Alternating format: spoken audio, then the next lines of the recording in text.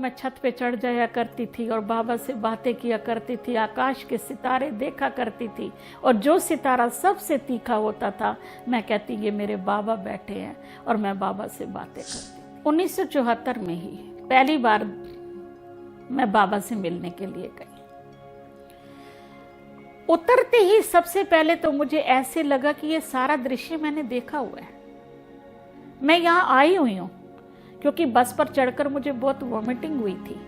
तो किसी बहन को मेरे साथ बहन जी ने भेजा कि इसको चाय पिला दो। मैंने कहा नहीं, मैं आप पे चली जाऊंगी। कहा आप पे कहाँ जाऊंगी? मैंने कहा ये सब मैंने देख रखा है।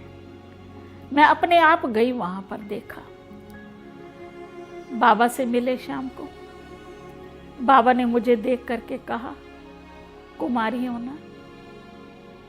बस मेरी आंखों से अश्रु गिर रहे थे और मैं स्नेह से बाबा को निहार रही थी, कुछ बोल नहीं रही थी। मैंने कहा, मेरे साथ शुक्ला बहन बैठी थी। बाबा ने कहा तुम जैसी कुमारियों को तो सेवा में जुट जाना चाहिए। एक तरफ ये देखती थी, एक तरफ लौकिक पिता जब याद आते थे तो मैं कहती थी उनसे मैं निकलूंगी कैसे। बाबा के कमरे में पहले गई, बाबा मैं लौकिक घर जा रही हूं, पर एक बात का ध्यान रखना, मैंने कभी जिंदगी में डांट नहीं खाई। अगर आज पिताजी ने कुछ मेरे को डांट दिया तो सोचना आना मेरा मुश्किल होगा। अगर आपने मुझे सेवा के लिए कहा है, मैंने तो नहीं कहा। इस संकल्प को लेकर के मैं आ गई घर। दूर से ही मेरे पिताजी मुझे गेट में नजर आए और एकदम मेरा पसीना छूट गया। तो मैं कहती हूँ बाबा आजा आगे, और एकदम मैं क्या देखती हूँ कि ब्रह्मा बाबा मेरे आगे आगे चल रहे हैं, और मेरी जो दिल की धड़कन तेज हुई थी वो बिल्कुल स्लो हो गई। मैं बिल्कुल शांत हो गई और बाबा मेरे साथ चल रहे हैं। पर कर्म भोग को भी मैंने सेवा समझ करके पार किया। मैं एक दिन भी बेड पे नहीं मिली।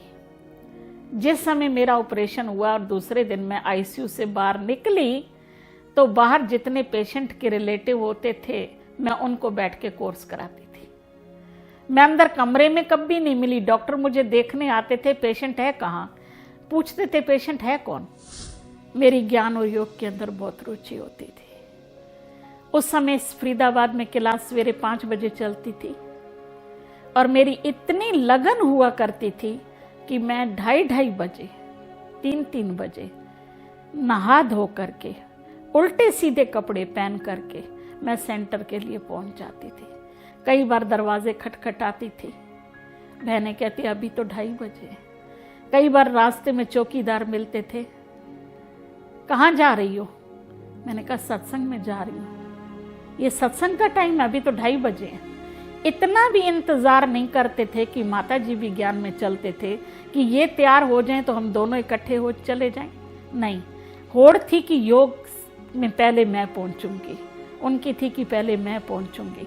तो ज्ञान और योग से हमारा बहुत ही ज्यादा लगाव तक, चाहे कोई अपनी मर्यादाओं को तोड़े, ना मैं स्थूल ना मैं सूक्ष्म, ना मैं अमृत वेला मिस करती हूँ, चाहे मुझे कितना भी मैं बीमार होती हूँ, ना मैं मुरली मिस करती हूँ। एक बल एक भरोसा, एक बाबा एक मैं, तीसरा बीच में कोई ना आ जाए। ये मेरे को बार बार लक्ष्य रहता है।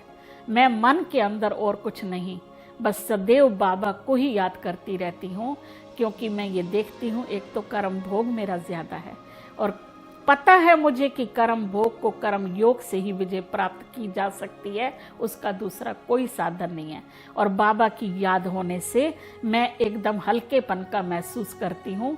चाहे इतनी बड़ी बीमारी भी है, मेरे को कोई ऐसी बीमारी नहीं होगी जो मेरे पर नहीं होगी, लेकिन मेरे फेस से नज़र नहीं आएगा कि मैं बीमार भी हूँ क्या, क्योंकि बाबा हर समय मेरे साथ रहता है, जिससे मैं अपने आप को बहुत हल्का महसूस